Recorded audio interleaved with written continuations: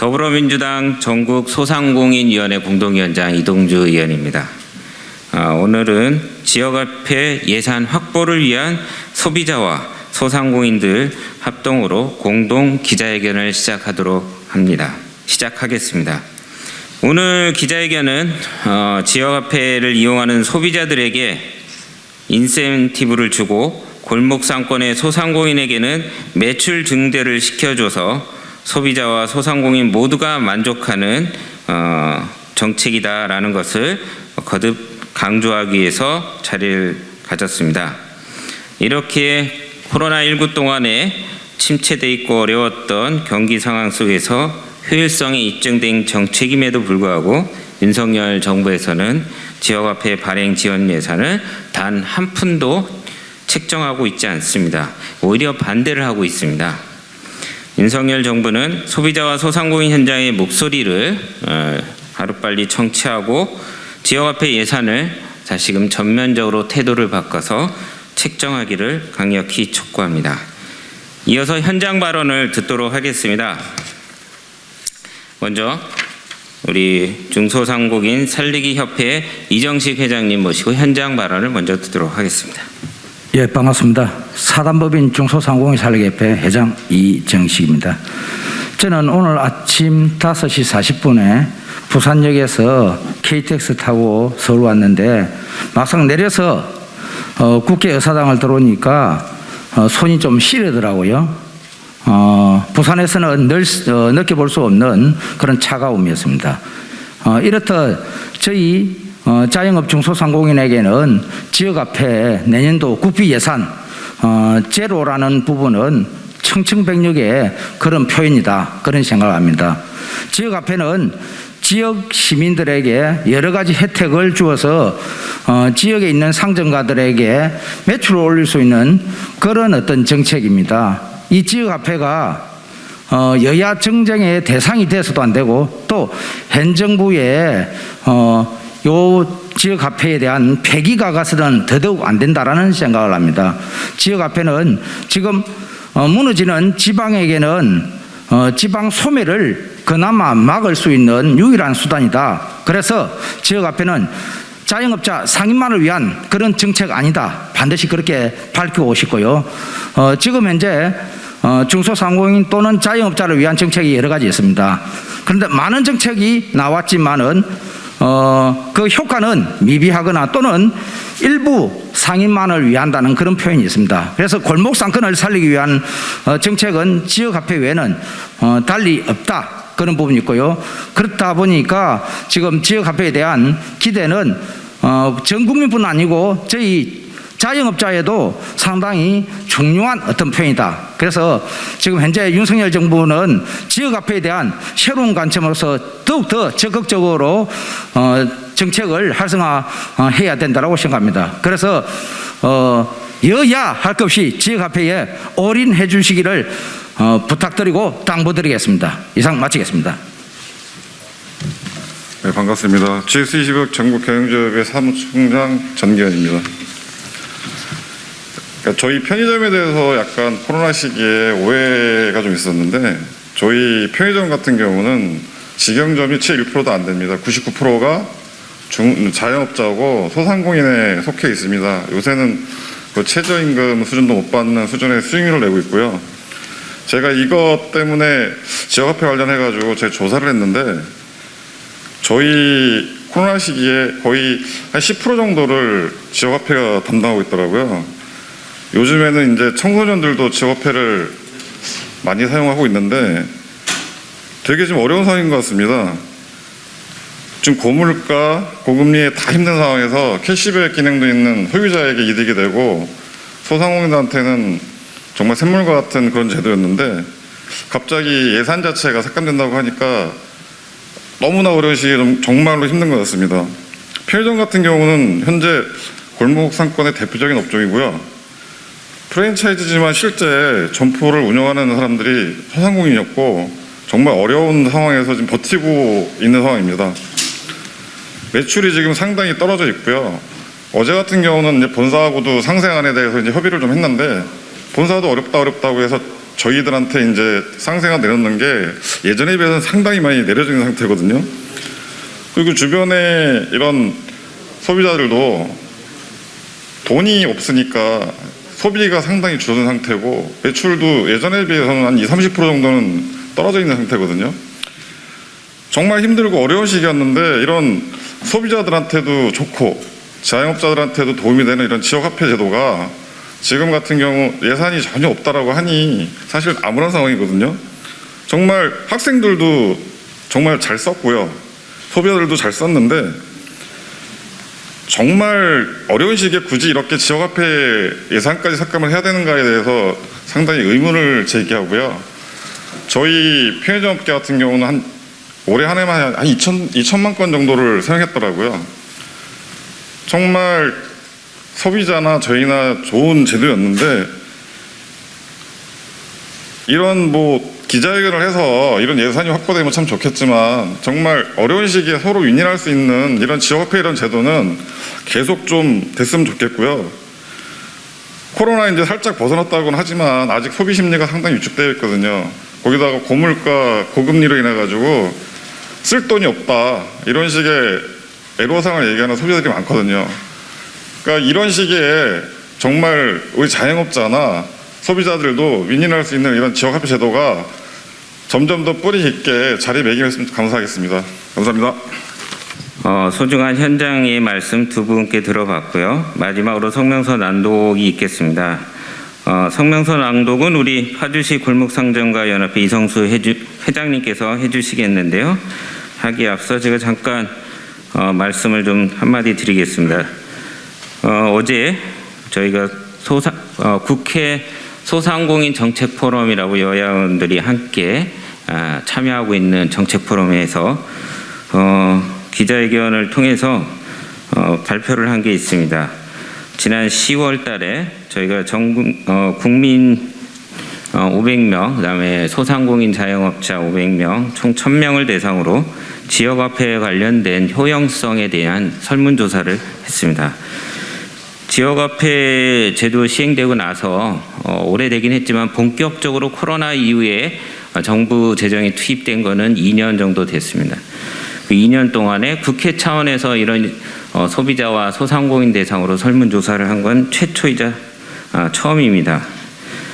저희들이 그 조사에서 일반 국민들 응답자 중에서는 지역사랑 상품권, 지역화폐를 사용해본 경험이 있다, 현재 사용하고 있다라고 응답한 사람들이 87.4%에 이릅니다.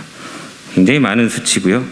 이분들 외에도 현재 사용하고 있지 않지만 앞으로 향후 기회가 된다면 지역사랑 상품권을 지속적으로 쓰겠다라고 했던 분들이 거의 89%, 90%에 달합니다. 이런 분들이 당연히 지역화폐가 긍정적이고 소비자들한테도 소상공인들한테도 도움이 되고 있다라는 응답률도 굉장히 높습니다. 그리고 이분들이 이구동성으로 말하는 게 앞으로 이 지역화폐 발행액과 관련돼서 정부 지원과 지방자치정부가 매칭이 돼 갖고 사실은 우리 소비자들이 10%의 인센티브, 경우에 따라서는 그보다 많을 수도 있고 조금 적을 수도 있는데요. 그러한 인센티브를 만드는 데 있어서 국가의 재정이 필요합니다. 그래서 사실은 이번에 저희들이 예산 심사 때 작년 수준의 7천억을 반드시 최소한대로 반영하려고 노력을 하고 있는데 이러한 상황 속에서 윤석열 정부가 단 한 푼도 반영하지 않고 오히려 지역화폐에 대한 부정적 여론을 만드는 데 앞장서고 있는 것에 대해서 저희들이 여론을 물어봤는데 국민 여론조사 결과 73.2%가 지속적으로 지역화폐 발행에 정부 지원이, 정부 책임이 필요하다라고 응답을 했습니다. 윤석열 정부는 이러한 정부 여론을 정말로 소중하게 듣고 귀담아 들어야 될 거라고 생각합니다. 초보자 감세, 그리고 대통령실 용산 이전에 따라서 발생하고 있는 불필요한 예산 낭비, 이런 것들만 줄이더라도 충분히 이 어려운 시기, 코로나 2년을 거치고 나서 3고라고 하는 고금리, 고물가, 고비용의 이 구조 안에서 앞으로도 내다가 보이는 저성장 시대를 겪어야 될 우리 소비자들과 소상공인들, 국민들을 위해서 무엇을 세금을 걷어서 어디다 어떻게 쓸 것인가는 이런 거를 진지하게 생각해야 되고 쓸데없는 내 돈을 낭비할 것이 아니라 이런 지역화폐 발행 같은 민생 예산에 우선적으로 협력해 줘야 된다고 생각합니다. 우리 더불어민주당은 이번 예산 심사 때 최우선적으로 삭감된 지역화폐 예산을 반영하는데 최선의 노력을 다할 것을 다시 한번 국민들께 약속드리면서요. 우리 성명서 낭독을 이어가겠습니다. 우리 이성수 회장님 부탁드리겠습니다. 안녕하십니까. 파주시 작은 도시이면서 개발의 도시인 파주에서 이렇게 기자님들 앞에 쓸 기회를 만들어 주셔서 감사드리고요. 파주시에서 생각하는 생각이나 전국의 생각이 저와 같다고 생각합니다.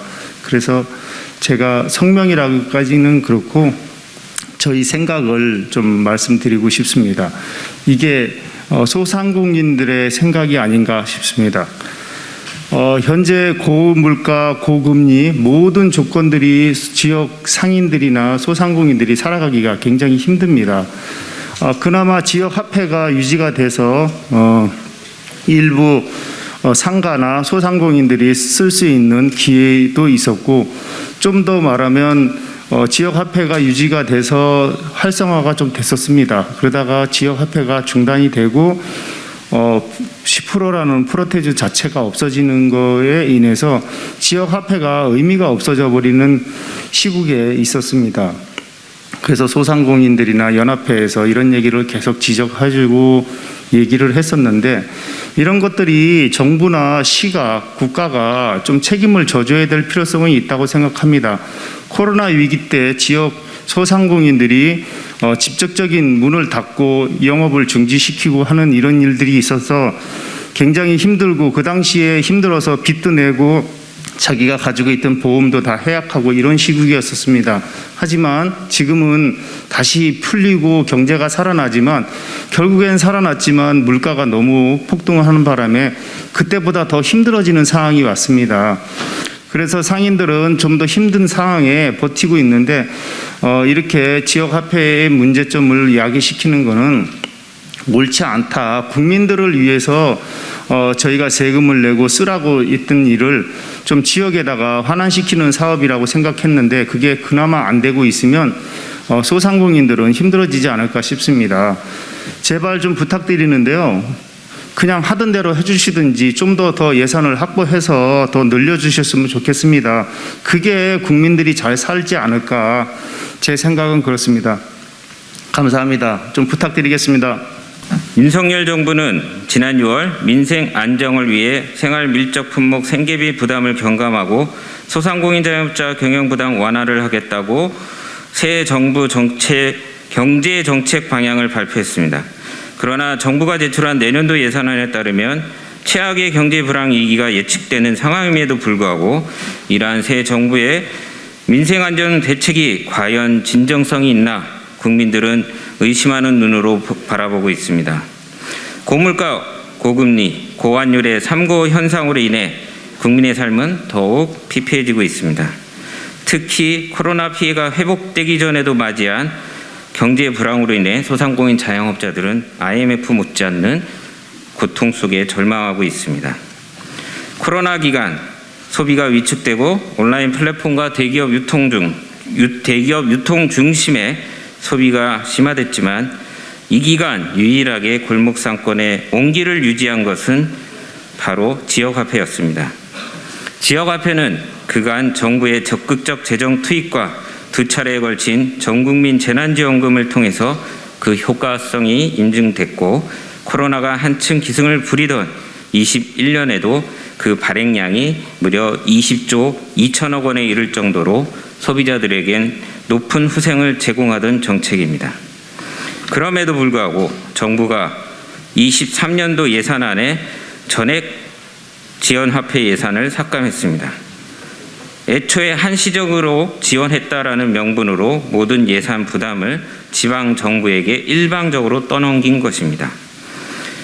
여야를 불문하고 대다수의 지방자치단체장들이 지역화폐 발행을 확대를 주장하고 있습니다. 그럼에도 정작 중앙정부는 예산 삭감을 통해서 소비자 후생을 축소시키고 사실상 지역화폐의 효용성을 떨어뜨리는데 나아가서 지역화폐의 향후의 존폐 위기마저 만들어내는 이런 상황을 만들고 있습니다.